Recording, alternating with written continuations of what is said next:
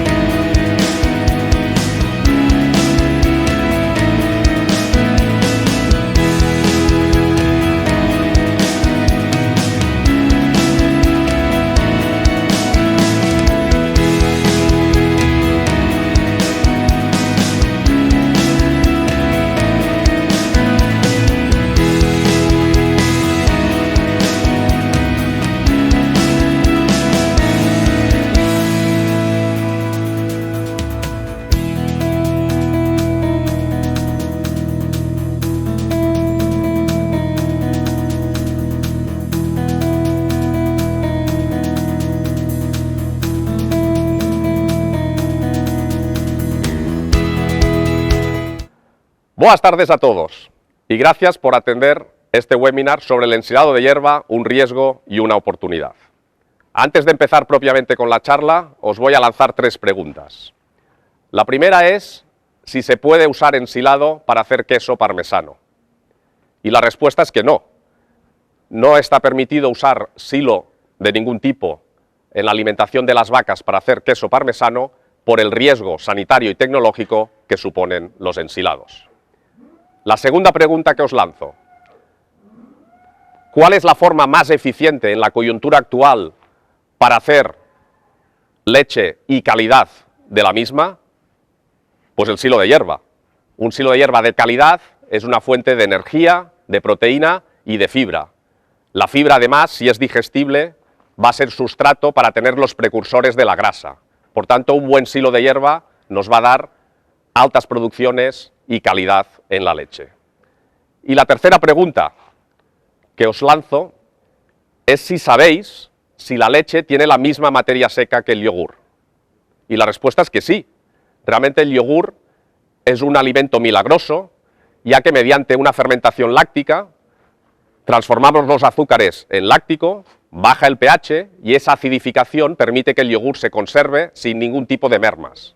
Por tanto, este es el objetivo. Cuando hablamos de un silo de hierba, lo que realmente queremos hacer es un yogur de hierba. Y termino, para empezar realmente la charla, con una frase de Larry Chase, que dice que tus forrajes van a ser tan buenos como lo sea tu nutricionista. O dicho de otra forma, tu nutricionista va a ser tan bueno como lo sean los forrajes. La estructura de esta charla la hemos diseñado en tres bloques. Tenemos un primer bloque de pautas de manejo para hacer un ensilado de calidad, donde hablaremos del forraje o del preensilado, del ensilado y la fermentación y de la apertura del silo o postensilado. Un segundo bloque donde hablaremos de la analítica de la fermentación y un tercer bloque donde hablaremos de los aditivos de ensilaje. En este primer bloque hablaremos de las pautas de manejo para hacer un buen ensilado. Antes de empezar con esas pautas de manejo, es importante considerar que en un ensilado hay dos grandes problemas. El primer problema es la mala fermentación o el control de la fermentación, y el segundo gran problema es la estabilidad aeróbica que se produce en la fase aeróbica. Los responsables de estos dos grandes problemas son, por una parte, las bacterias en el tema del control de fermentación y las levaduras y hongos en el control de la estabilidad aeróbica. Aunque las levaduras, como son anaeróbicas facultativas, nos pueden dar ambos problemas. Luego lo veremos. Empezamos ya con lo que serían las pautas de manejo para el ryegrass. Estamos en una charla sobre el ensilado de ryegrass. El ryegrass tiene una ensilabilidad o fermentabilidad media, es decir, es más fácil de ensilar que una leguminosa, pero más difícil de ensilar que un maíz. Por ejemplo, el Lolium perenne, que el ryegrass inglés, tiene más hoja, menos tallo, por tanto nos puede dar más nutrientes y va a ser más fácil de compactar respecto al Lolium multiflorum o ryegrass italiano que solemos usar. Es importante también considerar que hay distintas variedades y genotipos.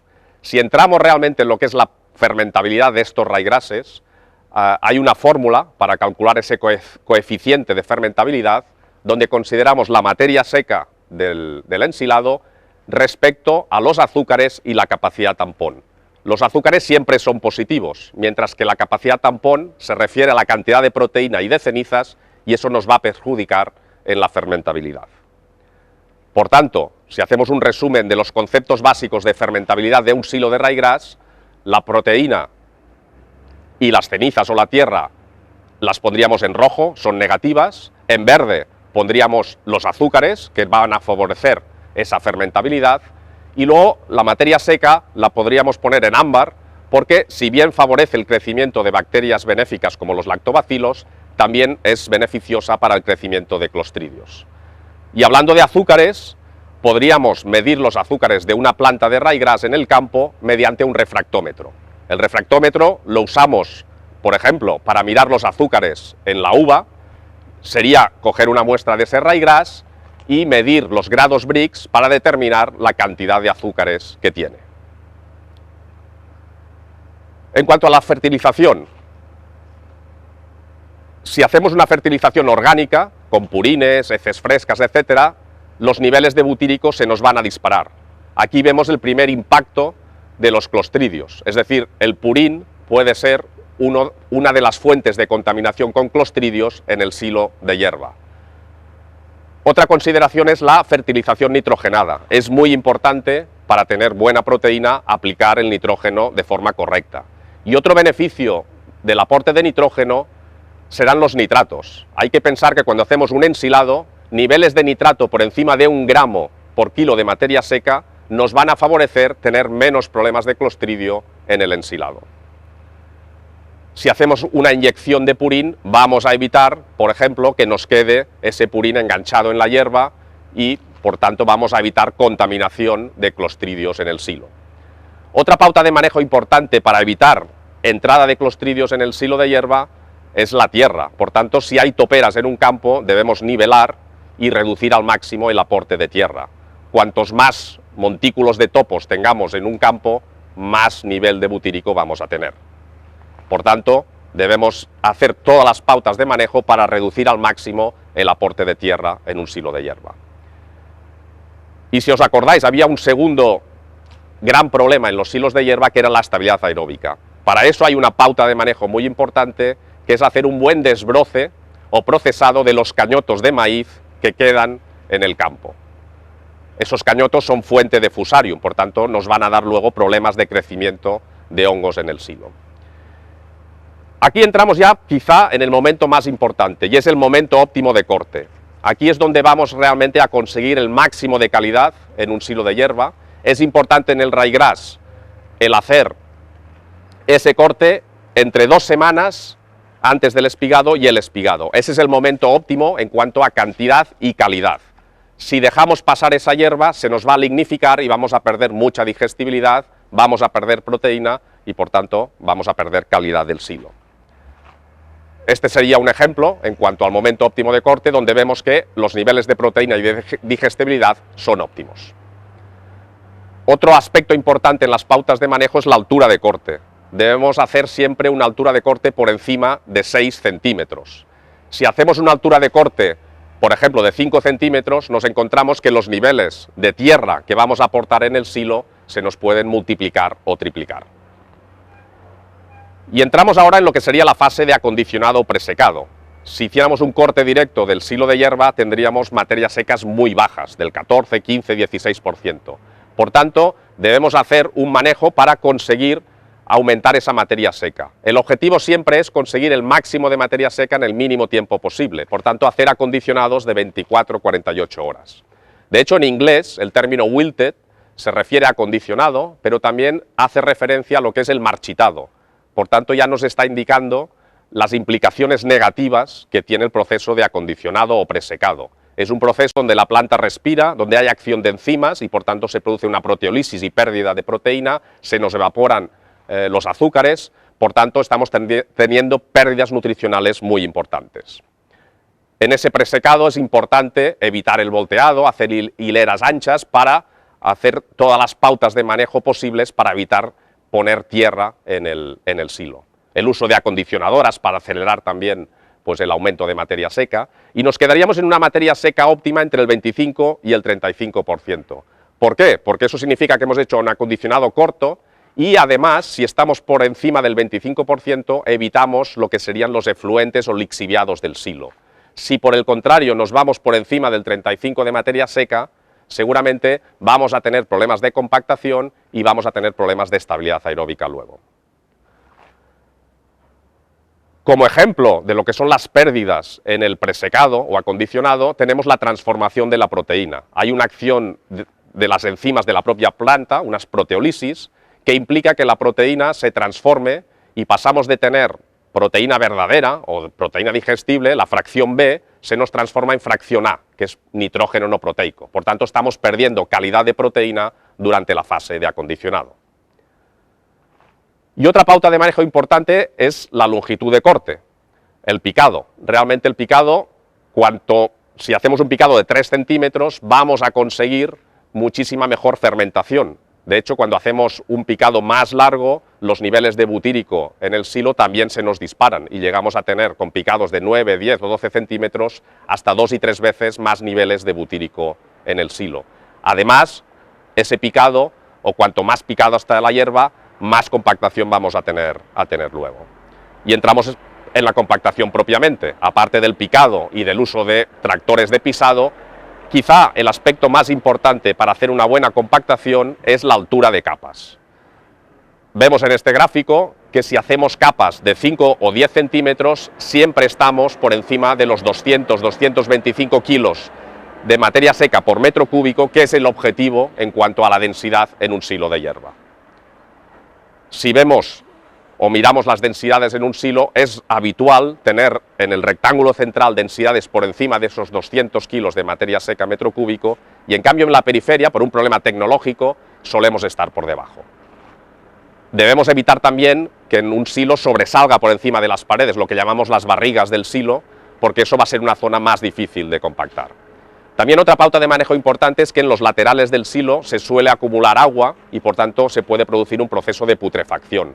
Ahí nuestro consejo es aplicar un plástico para separar el silo de la pared y evitar esa acumulación de agua.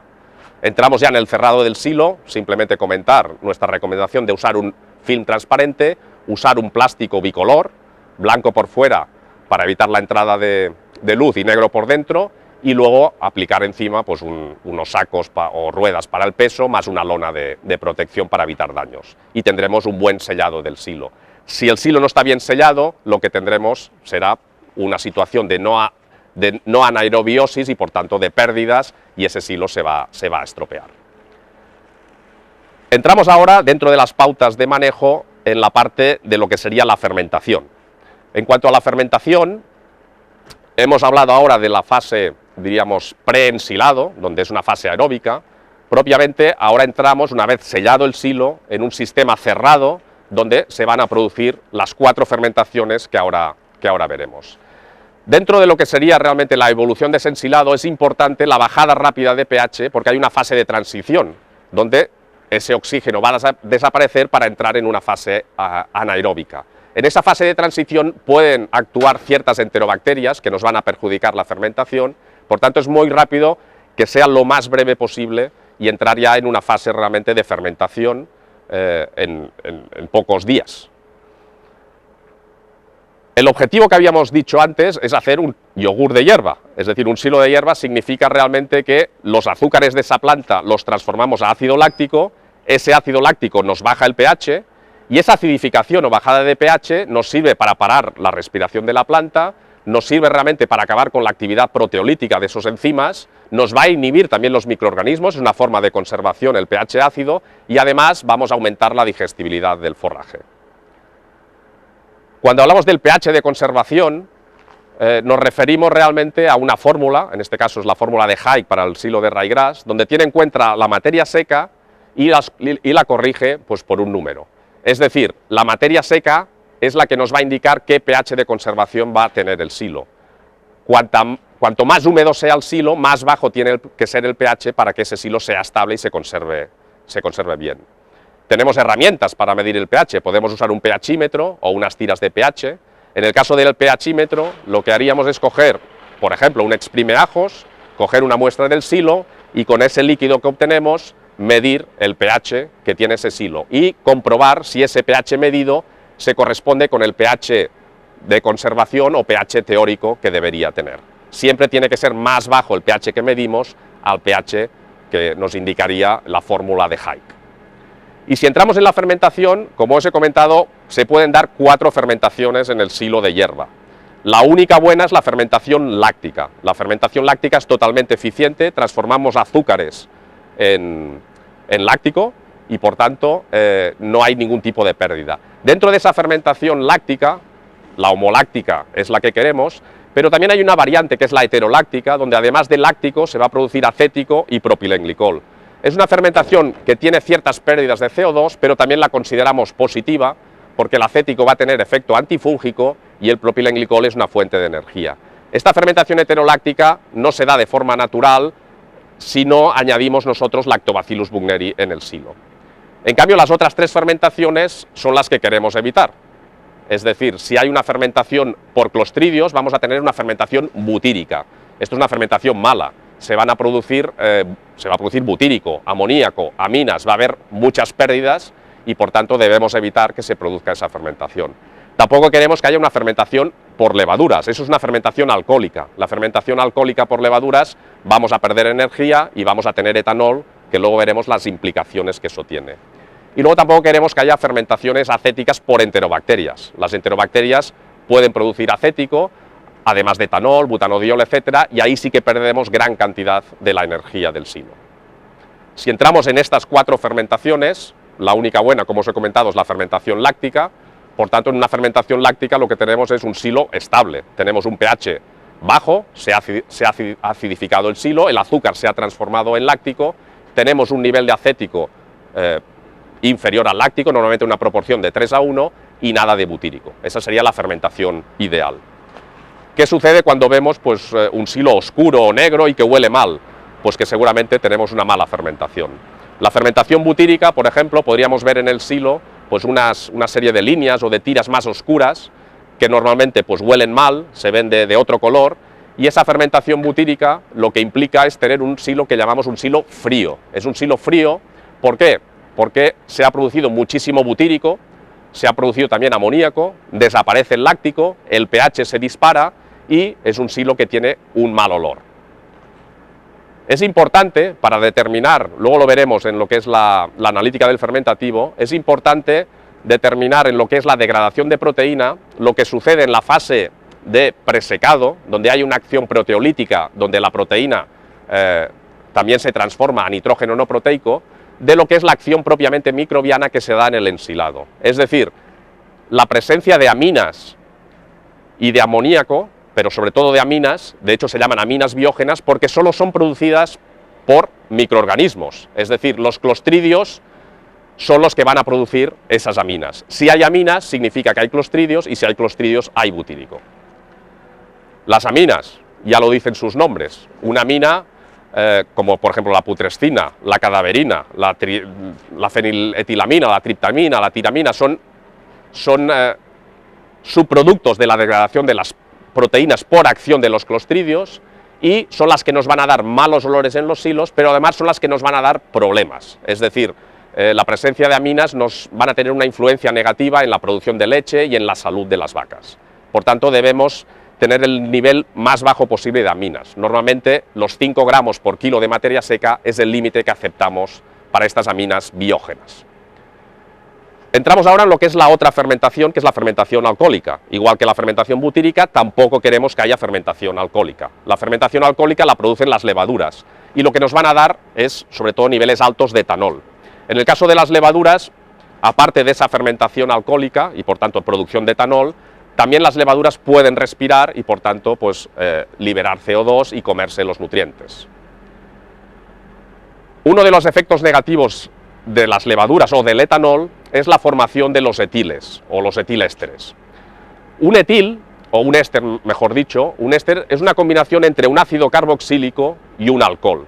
Es decir, un ácido carboxílico puede ser el láctico o el acético y un alcohol puede ser el etanol, el propanol o el butanodiol. Cuando hay altos niveles de etanol o de propanol, estos se combinan con los ácidos carboxílicos y se forman esos etilésteres. Tenemos, por ejemplo, el etilactato, etilacetato, propilacetato, propilactato o butilactato y butilacetato.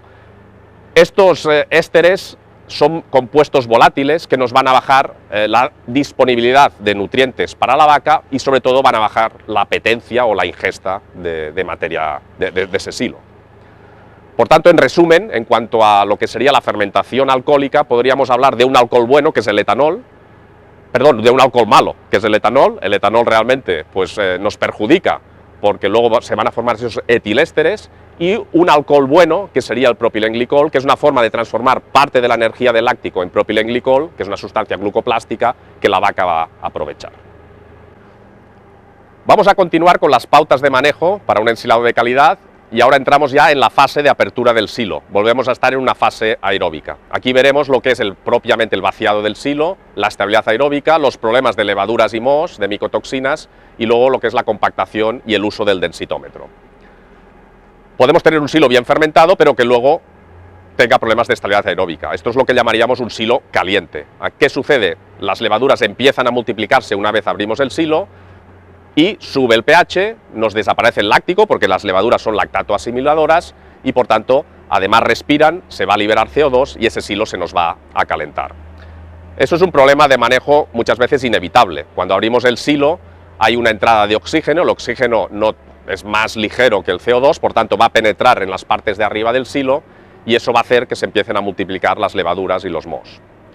De hecho, cuando hacemos estudios de lo que serían las estabilidades aeróbicas, nos encontramos que en las partes de arriba del silo, 20-40 centímetros de arriba, suele haber estabilidades aeróbicas de 0 o 1 día solo. También es importante lo que es el avance diario del frente del silo. Por tanto, es importante avanzar más de 30 centímetros día o estar menos de 2 días en lo que sería el avance de todo el frente. Y en cuanto a lo que sería la determinación de temperaturas en un ensilado, es muy importante, cuando usemos la sonda de temperaturas, el ver que la temperatura es siempre en el rectángulo central mucho más alta que en la periferia. De hecho, el calor disipa de dentro hacia afuera. Por tanto, necesitamos tener siempre temperaturas más altas arriba que en la periferia. Cuando usamos la sonda de temperaturas, lo que haremos es medir en distintos puntos del silo la temperatura, y si detectamos, por ejemplo, que la periferia tiene temperaturas más altas que en el centro, eso nos está indicando que hay un proceso de calentamiento y de crecimiento de levaduras. También podríamos usar una cámara termográfica, y la cámara termográfica nos permitiría también encontrar puntos calientes dentro del silo o ver si hay una inversión térmica, es decir, que en la periferia hay más temperatura que en el centro, cosa que también nos va a indicar ese crecimiento de levaduras.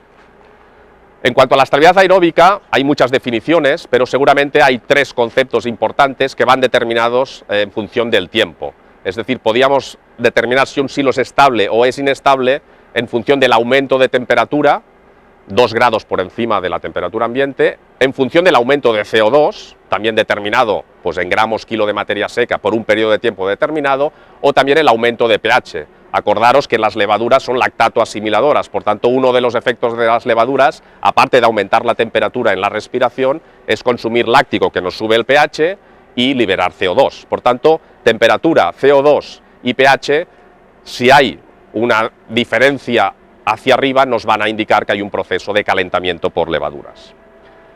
Por tanto, lo que son las causas de estabilidad aeróbica, pues es necesario que haya oxígeno, es necesario que haya azúcares, carbohidratos y evidentemente tiene que haber levaduras y mohos. En cuanto a lo que sería un poco la valoración de pérdidas, en muchos silos de hierba vemos lo que se llaman las capas negras o black layers, que al final son pérdidas de materia seca, se transforma, realmente la materia seca desaparece y vemos capas negras, y podíamos determinar en función del tamaño de esa capa negra pues, los costes o las pérdidas que eso puede haber supuesto. También podemos valorar lo que son pérdidas en función de la materia seca y de la energía. Por ejemplo, hay un estudio muy interesante de Honig, donde en función del aumento de temperatura que ha tenido el silo, se determinan lo que serían las pérdidas de materia seca y de energía del ensilado. Otro de los efectos negativos del calentamiento del silo puede ser la pérdida de digestibilidad de la proteína. Ahí podríamos tener lo que es la reacción de Maillard, es decir, que la proteína es glicosilada, es decir, la proteína se une a un carbohidrato, a un azúcar, y perdemos, aunque eso da buen olor al silo, ahí vamos a perder digestibilidad de proteína. Importante en cuanto a lo que es el control y el manejo de la estabilidad aeróbica, considerar que siempre crecen primero las levaduras. Las levaduras crecen primero, lo que sucede es que son hongos unicelulares y microscópicos. A posteriori van a crecer los mohos, que ya son hongos pluricelulares y que los vamos a ver visualmente. Por tanto, es importante siempre determinar con anterioridad al crecimiento visual de los hongos si ha habido un crecimiento de levaduras con la toma de temperaturas, la medida del pH o con un aparato medir los niveles de CO2 del silo. Os he dicho que las levaduras son microscópicas, pero a veces podemos ver colonias y podríamos ver en un silo de hierba, como en la foto, pues pequeños puntos blancos que se corresponden a colonias de levaduras. En cuanto a los hongos, los podemos clasificar pues, por colores. Los hongos empiezan siendo todos sin coloración y a medida que van creciendo van tomando distintos colores. De hecho, hemos hecho una tabla en ADIAL donde vemos que hay hongos blancos, hongos verdes, hongos azules, hongos rojos, hongos amarillos, hongos naranjas. Dentro de cada grupo de esos hongos hay distintas especies y el problema principal de los hongos es que van a producir muchos de ellos micotoxinas, que son las que van a dar luego problemas productivos en los animales. Tenemos Penicilliums roquefortis en las partes de arriba del silo, podemos tener también problemas de Aspergillus en los ensilados, podemos tener, por ejemplo, problemas de Monascus, y realmente el problema principal de los hongos, aparte de que se alimentan de los azúcares del ensilado, es que van a producir esas micotoxinas. Para medir la densidad de un silo podríamos usar el densitómetro. El densitómetro es un aparato que nos permite sacar una muestra del silo y valorar las distintas densidades. Lo habitual es coger una muestra del tercio superior del silo, otra muestra del medio del silo, otra muestra de abajo del silo y hacer una media. Y lo importante es que tengamos de media siempre más de 200 o 225 kilos de materia seca por metro cúbico. ¿Qué sucede si las compactaciones no son buenas? Si tenemos una compactación por encima de 250 kilos de materia seca metro cúbico, las pérdidas se nos reducen muchísimo. Cuando estamos con densidades de compactación malas, las pérdidas de materia seca se nos disparan. Entramos ahora en el bloque 2, que es la analítica del fermentativo. Ya hemos ido comentando distintos aspectos de la fermentación, pero propiamente para interpretar bien lo que es una analítica del fermentativo, os hemos puesto aquí una tabla de lo que es la calidad del silo de Ryegrass. En esa tabla, evidentemente, hay aspectos nutricionales que van a depender mucho más del momento óptimo de corte o de las pautas de manejo que hemos hecho con la fertilización, por ejemplo, pero en cambio sí que hay una serie de cosas que podemos realmente determinar en cuanto a si la fermentación ha sido buena o mala. Podemos, evidentemente, dentro de la proteína, medir el nitrógeno no proteico sobre el total de nitrógeno, o el nitrógeno amoniacal sobre el total de nitrógeno, el nitrógeno no proteico, las aminas biógenas, que debemos limitarlas a 5 gramos por kilo de materia seca, y luego acordaros los 3 ácidos carboxílicos de las fermentaciones, que son el láctico, el acético y el butírico. Queremos que el láctico sea el más alto posible, el acético mantener esa relación 3:1 entre láctico y acético, y el butírico que debería ser 0. El etanol también es producto de fermentación de las levaduras y por tanto cuanto menor sea el nivel, muchísimo mejor.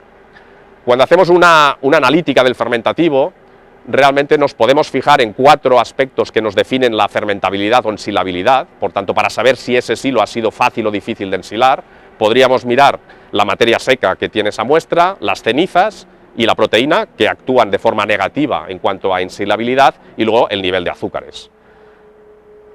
También en una analítica normal del nutritivo tendremos los valores de proteína. Ahí podríamos mirar realmente el fraccionado de proteína y ver si esa proteína se ha conservado bien durante la fase de fermentación, y sobre todo que la fracción B, B1, B2 y B3 sea lo más alta posible, y la fracción A, donde hay el nitrógeno no proteico, o la fracción C, que es la proteína indigestible, sean los más bajos posibles.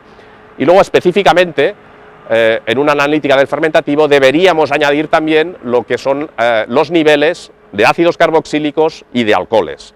Ácidos carboxílicos, me repito, pero tenemos 3, que son láctico, acético y butírico, y alcoholes podríamos mirar 4 alcoholes: el etanol, el propanol, el butanodiol y el propilenglicol, de los cuales solo es bueno el propilenglicol, mientras que etanol, propanol o butanodiol serían también negativos.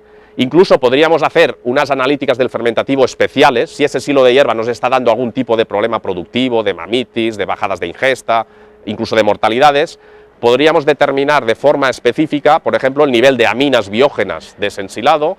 Podríamos determinar también el total de ésteres que tiene el ensilado, que eso muchas veces provoca bajadas de ingesta, y específicamente también podríamos mirar etillactatos o etilacetatos. Incluso podríamos hacer una analítica de benzoico como marcador en lo que es la aplicación de un conservante de ensilado. Y entramos ya en el bloque tercero y último, que son los aditivos de ensilaje. Podríamos hacernos otra pregunta aquí, y es si es necesario usar algún tipo de aditivo de ensilaje en un silo de ryegrass, sobre todo cuando nuestro objetivo es hacer un silo de ryegrass de máxima calidad. Para hacer un silo de ryegrass de máxima calidad hemos visto que estamos haciendo presecados cortos, maximizando lo que es niveles de proteína, y por tanto aquí van a aparecer unos riesgos. Hay que tener en cuenta que hay deficiencias a la hora de ensilar ese forraje, como pueden ser pues, la materia seca, como pueden ser los niveles de bacterias epifíticas propias del ensilado, los niveles de nitratos, que muchas veces son bajos, o el nivel de azúcares, que también puede ser bajo. Y luego también hay problemas en cuanto a lo que sería compensar deficiencias tecnológicas. Ahí pues ya es un tema más bien de manejo, pero podemos también corregir con los aditivos de ensilaje pues malas pautas de manejo, malas compactaciones, un avance lento, etcétera. Igual que veíamos que hay dos grandes problemas en el ensilado, lo que es la fermentación y lo que es la estabilidad aeróbica, vamos a tener también aditivos de ensilaje para corregir estos dos problemas. Por tanto, tendremos, en cuanto a modos de acción, aditivos de ensilaje que nos sirven para mejorar la calidad de fermentación y aditivos de ensilaje que nos permiten mejorar la estabilidad aeróbica. Si hacemos un listado de esos ingredientes, para entendernos, tendríamos que dentro de los que mejoran el proceso fermentativo, pues tendremos ácidos orgánicos como el fórmico, o sales como el nitrito sódico, la hexamina o los formiatos. Tendríamos también las bacterias lácticas que producen ácido láctico como el Lactobacillus plantarum. Y luego, en cuanto a ingredientes que mejoran la estabilidad aeróbica, tendríamos 4 ácidos orgánicos, que son el sórbico, el benzoico, el acético y el propiónico, o las sales correspondientes en forma de sorbato potásico, benzoato sódico, o dentro del propionato, propionato amónico, cálcico y sódico. También tendríamos el Lactobacillus buchneri, que produce, además del láctico acético, que nos va a dar cierta estabilidad aeróbica. Y luego, a la hora de diseñar un aditivo de ensilaje, podríamos combinar perfectamente ingredientes activos para controlar la fermentación e ingredientes activos para controlar la estabilidad aeróbica, es decir, un antifúngico, y tener un producto combinado que nos sirviera para controlar los dos problemas. También podemos clasificar los aditivos de ensilaje según el DLG en si mejoran la fermentación o mejoran la estabilidad aeróbica, pero añadiendo también si tienen efecto en reducir las pérdidas de fluentes, en si mejoran la ingesta, mejoran la digestibilidad, mejoran las producciones o si reducen las esporas de Clostridio. De hecho, un mismo aditivo de ensilaje podría estar catalogado en más de un grupo. Y haciendo un resumen de estos aditivos de ensilaje, tendríamos que para controlar la fermentación, para evitar los problemas de clostridios y de butíricos, tenemos realmente 4 ingredientes: el fórmico, el nitrito sódico, la hexamina y el ácido láctico. Y para controlar la estabilidad aeróbica, es decir, no tener problemas de crecimientos de hongos y levaduras, tenemos también 4 ingredientes activos: el sórbico, el benzoico, el propiónico y el acético. En cuanto a los efectos de estos aditivos de ensilaje, el principal es reducir las pérdidas de materia seca. Eso, cuando hacemos comparativas entre un silo no tratado y un silo, por ejemplo, tratado con nitrito y hexamina, vemos unas mejoras del 5 o el 10% en reducción de pérdidas de materia seca. Eso es porque mejoramos la eficiencia de las fermentaciones. Evitamos malas fermentaciones que nos van a dar más pérdidas y, por tanto, vamos a tener más calidad del ensilado. Otra forma de valorar los efectos de un aditivo de ensilaje, también, por ejemplo, podemos comparar un silo no tratado con un silo tratado con nitrito y hexamina o con fórmico, es reducir los niveles de butírico. Y otra forma de valorar esos efectos sería dar un valor a lo que son las pérdidas de materia seca en forma de energía. En función de si tenemos unas pérdidas del 4 o del 8%, vemos cómo se reduce la energía del silo, le damos un valor económico y al final tenemos un resultado de esas pérdidas que podríamos haber evitado con el uso del aditivo de ensilaje. Y otro de los efectos importantes de los aditivos de ensilaje es, por ejemplo, en la calidad de la proteína. Uno de los efectos, aparte de evitar malas fermentaciones y pérdidas de materia seca, es mantener la calidad de la proteína. Si hacemos un estudio también comparativo, un control con aditivos de ensilaje, vemos que el fraccionado de proteína es distinto. Lo que hacemos es mantener más las fracciones B, que es la proteína verdadera, y en cambio la fracción A, donde incluimos el amoníaco y el nitrógeno no proteico, lo reducimos con el uso de aditivos de ensilaje. Y en cualquier estudio que hagamos de aditivos de ensilaje, al final lo que haremos es una analítica del fermentativo para ver el resultado entre un control y el uso de un aditivo de ensilaje, y nos fijaremos no solo en el fraccionado de proteína, sino en las mejoras en cuanto a los ácidos carboxílicos, es decir, tener más láctico, que es el bueno, tener menos acético y menos butírico, que son los malos, no tener aminas biógenas y tener un pH más ácido. Si hacemos pruebas en cuanto al efecto antifúngico, podríamos, por ejemplo, comparar los 4 ingredientes activos que hemos comentado y comparar el efecto del sórbico, del benzoico, del propiónico y del acético en, por ejemplo, inhibir el Penicillium roqueforti. Y lo que vemos es que el sórbico y el benzoico, o sus sales correspondientes, para el control de levaduras y mohos son muchísimo más eficaces a menos dosis. Otra forma de valorar estos efectos de los aditivos de ensilaje en cuanto al efecto antifúngico es en la estabilidad aeróbica del silo, y comprobar que cuando usamos, por ejemplo, un Lactobacillus buchneri, lo que hacemos es mejorar el tiempo de estabilidad aeróbica que va a tener un silo. Y ya entramos en el resumen final, y es que aunque esos aditivos de ensilaje son una buena opción para hacer silos de calidad, sobre todo en las situaciones actuales, donde el precio de la soja y el precio de las materias primas implican que tengamos que hacer silos de hierba de más calidad para tener fibra más digestible, menos lignificada, más proteína, más energía. Eso significa que van a ser silos con menos acondicionado, con más humedad, por tanto con más riesgo de fermentación. Ahí estamos obligados a usar un aditivo de ensilaje, pero no olvidarnos de todas las pautas de manejo que hemos ido viendo anteriormente para realmente conseguir un buen silo de hierba y de calidad. Y añado aquí también una frase importante de Kung, donde dice que aplicar a propósito menos dosis de la recomendada técnicamente de un aditivo para ahorrar dinero es una práctica muy dudosa, debido a que solo incrementa la probabilidad de que el aditivo no funcione. Es decir, que hay que aplicar la dosis correcta para tener el efecto correcto en el ensilado de hierba. Y termino también, hemos empezado con unas preguntas, terminamos también con una pregunta final, y es si podemos hacer buenos silos húmedos y de calidad sin el uso de conservantes o de aditivos de ensilaje. Vemos, por ejemplo, aquí una serie de etiquetas de productos que usamos en alimentación humana, como puedan ser embutidos, jamones, quesos, etcétera, donde se usa una serie de aditivos de conservación. Y para responder a esa pregunta ponemos otro ejemplo, la famosa carne de la mechá. Es una carne donde en la propia etiqueta pone que no había ningún tipo de conservante, y luego nos encontramos con un caso grave de listeriosis, con mortalidades, o sea, que murió gente, y por tanto un poco respondemos, ¿no? Si queremos realmente hacer un silo de máxima calidad, estamos un poco obligados no solo a mejorar las pautas de manejo, sino por temas de seguridad, añadir algún tipo de aditivo de ensilaje. Bueno, y para terminar la charla, los agradecimientos. Agradecer a todos los asistentes a esta charla, por supuesto, agradecer a Seragro por la invitación, a Sergio Campos y a Víctor Manrique, que también nos han ayudado para hacer esta grabación, a Transmedia, lógicamente a la ganadería donde estamos, Regueiro Branco, y al compañero veterinario y amigo de Adial, Antón Camarero, que también me ha ayudado para hacer las diapositivas, y a Candela, que también nos ha ayudado en los vídeos.